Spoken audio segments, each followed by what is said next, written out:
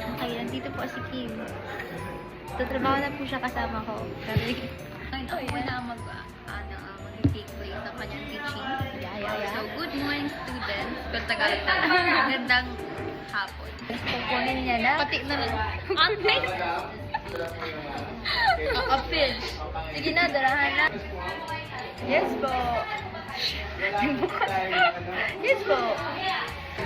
Oh my God, umuulan na, Kim. Paano ka na? Oh my God. Sakay na talaga. Yan, sasakay na siya ng kanyang tricycle. Yan, sumakay ka May na.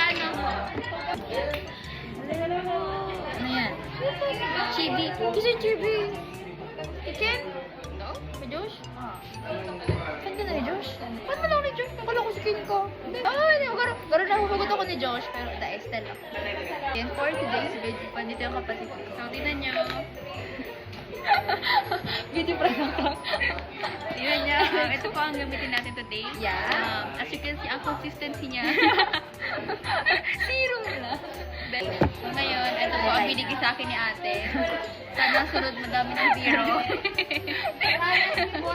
One muna. Yes po. Sir, bakit po?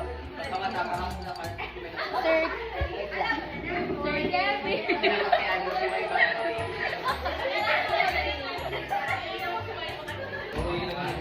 Wait lang, bebe. Yan ang disadvantage pag nandito. Ikaw ang sex couple. Alam mo.